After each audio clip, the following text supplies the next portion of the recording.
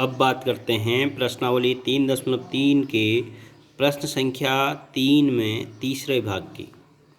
लिखा है, एक क्रिकेट टीम के कोच ने 7 बल्ले और 6 गेंदें रुपये 3,800 में खरीदी। बाद में उसने 3 बल्ले तथा 5 गेंदें रुपये 1,750 में खरीदी। प्रत्येक बल्ले और गेंद का मूल्य ज्ञात कीजिए।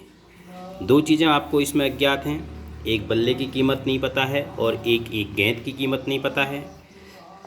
तो हम मान लेंगे कि माना एक बल्ले की कीमत रुपया x है और माना एक गेंद की कीमत रुपया y है।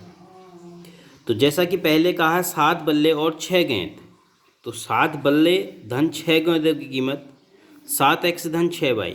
7x धन 6y क्यों लिखी है? क्योंकि 7 बल्ले हैं तो एक बल्ले के लिए आपको x देना पड़ रहा, दूसरे बल्ले के लिए भी x देना पड़ेगा, तीसरे बल्ले के लिए भी x देना पड़ेगा। तो कुल मिलाकर आपके 7 तो बल्ले हैं, 7x तो आपको बल्ले के लिए देना पड़ेगा। और इसी प्रकार 6 गेंदें हैं और प्रत्येक गेंद के लिए y देना है, तो दूसरी गेंद के लिए भी आपने y रुपये देने हैं। तो 6 गेंदों के लिए आपने 6 बार y देना पड़ेगा, तो 6y रुपये आपके 6 गेंदों पे खर्च होंगे। और इन दोनों को कुल मिलाकर आपने 3800 रुपये में खरीदा है। तो 7x धन 6y बराबर 3800 प्रथम शर्त के अनुसार।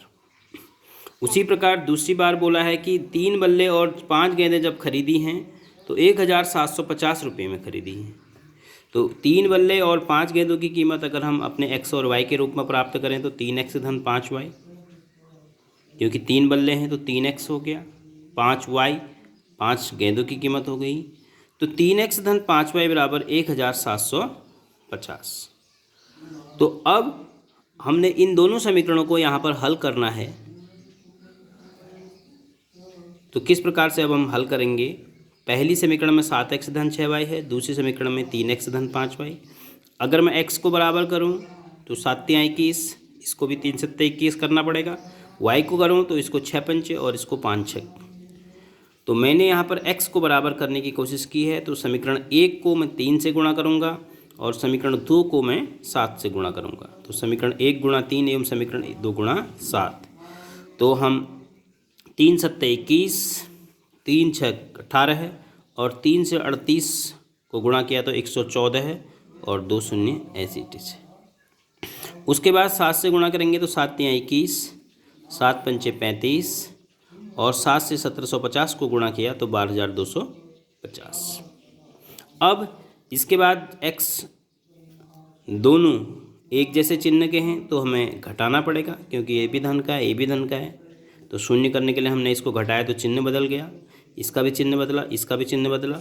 इधर 35 में से 18 को घटाने के बाद 17 बचता आपके पास ऋण का। और उसी प्रकार यहाँ जब आप घटाएंगे तो 0, 5 में से 0 घटेगा 5, इधर 12, 12 में से 4 घटेगा 8 और इसके बाद आपके पास कुछ नहीं बचा ऋण चिन्ह, क्योंकि ये बड़ा है।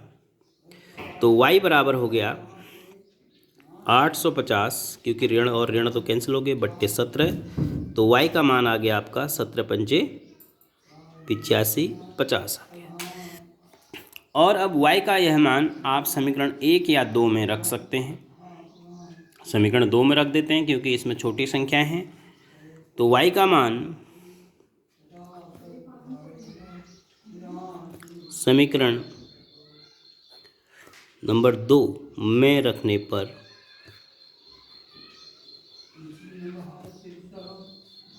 समीकरण 2 लिख लीजिए आप, गलती होने की संभावना नहीं रहेगी। 3x धन 5y बराबर 1,750। अब आप y की जगह रखेंगे तो 3x धन 5, y की जगह 50 रखना है। तो लेकिन 5 और y के बीच का गुणा का चिन्ह अब दिखाई देगा, बराबर 1,750।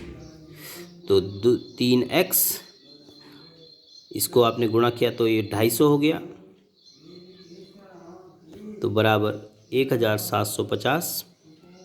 तो उसके बाद आपका 3x बराबर 1,750 ऋण 250। तो 3x बराबर 1,500 बचा। तो x का मान 1,500 में आपने 3 का भाग दिया बट्टे 3, तो x बराबर आपका आ गया 500। x आपकी बल्ले की कीमत थी और y आपकी गेंद की कीमत थी। तो इस प्रकार आपका आखिर में आप जो उत्तर रखेंगे वह है जो उसने पूछा है वो आपको उत्तर देना पड़ेगा। एक बल्ले की कीमत बराबर ₹500। एक बल्ले की कीमत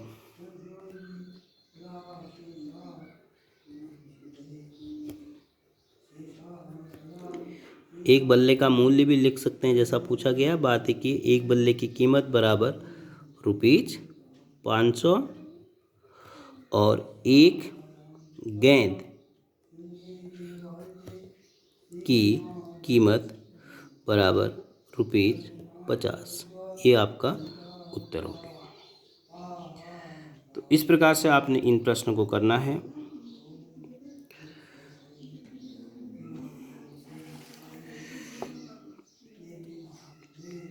आप इसको देख सकते हैं। अगर आपको फिर से कुछ समझ नहीं आ रहा है, डाउट है, तो आप पूछिए। तो अंत में आपने उत्तर इस प्रकार से रखना है। Thank you.